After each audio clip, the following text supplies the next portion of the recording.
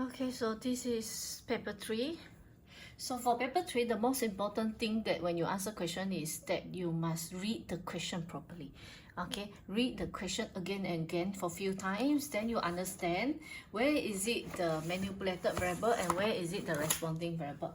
Because the manipulated variable and responding variable always come from the question itself. Okay, so your inference will be cause and effect. Manipulated variable affect responding variable, or you write responding variable affected by manipulated variable. You don't make mistake on the cause and effect.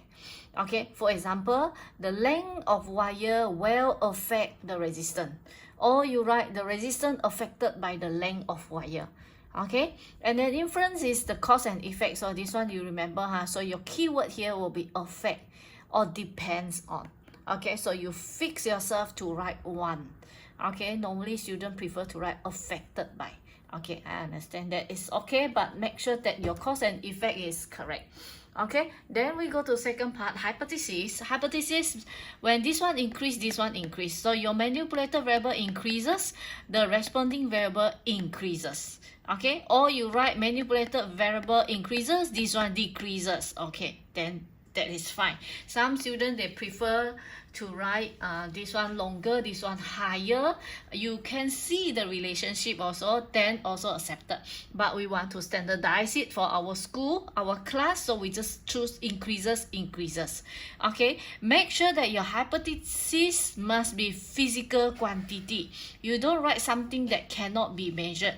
And if you get the variable, manipulated variable and responding variable from the question itself, you won't make any mistake in your inference and in your hypothesis. So my advice is, once you get the question paper, you highlight first sentence, you find where is it the manipulated variable and where is it the responding variable. You highlight, and then all these things you just write when the manipulated variable increases, the responding variable increases. Example, you don't write the thinner the wire, the higher the resistance.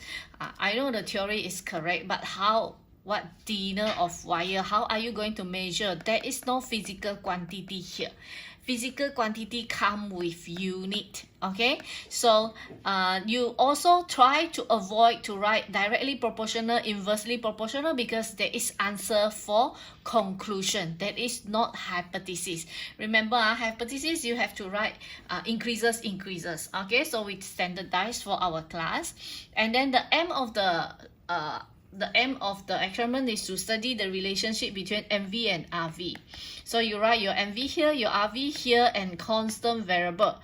Constant variable, it can be many, right? If let's say we are going to study the length of wire, then thickness of wire will be a constant variable. Type of wire will be a constant variable. You just write one. Okay, so write only physical quantity again. You don't write something that cannot be measured, something like object. You don't write ammeter, you don't write test tube, you don't write thermometer. Those are not variable. Do not write lab apparatus. Okay, do not write. I repeat, this is very important. If you make this kind of mistake, I really cannot help you. Okay, apparatus and material, you just write all inside together. It's okay that you write the entire list in one line, okay, but you have to make sure that your apparatus that used to measure MV, RV, and CV, and also hidden apparatus, for example, meter rule and so on, vernier caliper if you use it. Okay, so you have to write this down. You write extra is okay. And then arrangement of apparatus, you draw using pencil. And then whatever you draw, you must label. There's no such thing that you only come with drawing, that your drawing, no matter how pretty, how nice, how artistic your drawing is, without labeling, no mark. Okay, then procedure, the first one is how to control the manipulated variable, and then how you measure the responding variable, and then you are going to repeat with 4 value. You have to list down the value. You don't say like the apparatus is repeated 4 times, then what is the value? Like you said, the experiment is repeated with 10 degrees Celsius, 20 degrees Celsius, 30 degrees Celsius, 40 degrees Celsius. I want to see the value, specific value. Of course, your value must be logic. If you are doing transformer experiment, you cannot increase by 2 turns, 2 turns, 2 turns, 4 turns, 6 turns like that. You won't see the effect, right? So you are going to use 50, 100, 150. So that it must be logic lah. Okay. And then tabulation of data here. Okay, remember this. Your data come with unit. Better that you copy from the question itself. Copy from the question itself, but it comes with unit. Decimal point must be consistent. If you use 0.1, 0.0 also you have to write 0.0. 1 you have to write 1.0. So you must follow question and then the apparatus that you use. That is how you tabulate data. Now we go to data analysis. Okay, very quick one. Okay, you are going to draw a graph. Remember, your graph paper must be 75% occupied. From the first tick to the last data, that must be 75% occupied at least.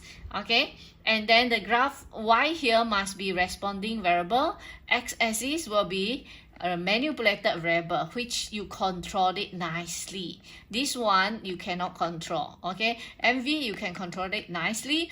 And then do not use any odd scale. Remember, we prefer 1, 2, 5 basis. Okay, this one you won't make any mistake already. If you use 3, 30, 60, 90, your whole graph gone. You won't get any single mark. Okay, and then remember, you draw best fit line. What is best fit line? Best fit line means that you must make the line balance. Okay, balance. Okay, and then use sharp pencil to draw the line. Okay, and then I don't want bulu. Okay, and then draw best fit line and write the title. What is the title? Title will be this one, against x-axis. You just write Y. You copy the whole thing here, against x-axis. Paper 3 very easy to score if you know the technique, and then you read the question properly, because half of the answer actually from the question paper, from the question itself. Okay, and then lastly is your gradient. How are you going to calculate the gradient? Let's say you have a line here. Make sure you use at least half of the line. Jangan lukis segitiga yang kecil-kecil. You got no mark for your triangle. Triangle 1 mark means that you have to use, better that you use full whole line. Okay, and then your unit of calculation will be Y against X. We don't care logic or not. We don't care what does it mean. You just write Y unit divided by X unit. That's it. If you don't know how to write -1, then you just slash lah. That also can. Of course, good student, they always know how to play with unit, and then they will simplify it, make it nicer. If you have no confidence, you just write Y divided by X. And then another one is precaution. Do not write, repeat the experiment, take average value, increase the accuracy. Remember I said, do not write increase. Repeat experiment, that is what you're supposed to do. That is not precaution. Precaution is something that you do, you improve your data. How?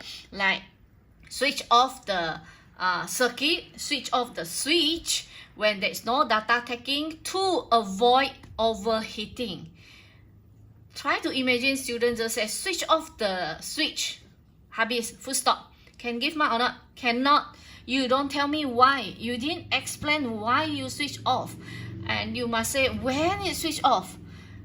And then you tell me what is the effect. And then some students, they write, all the connection must be tightly fixed. Good, that is a good answer. But why? So that the connection, so that the electron can flow through, right? If you are not tightly fixed, not all electron can flow through. The path for the electron to flow through is very narrow. Okay, so make sure your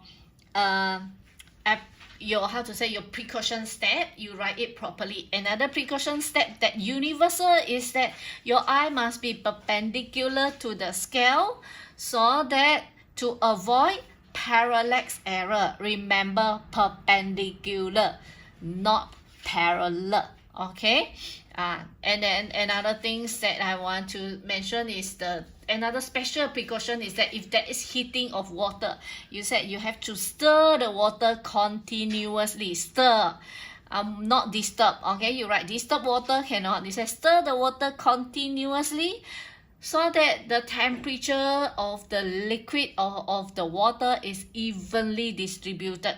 You have to tell me why. Okay, so that is the last part of precaution. You have to memorize few precaution, then that will really save you a lot. Okay, that's all.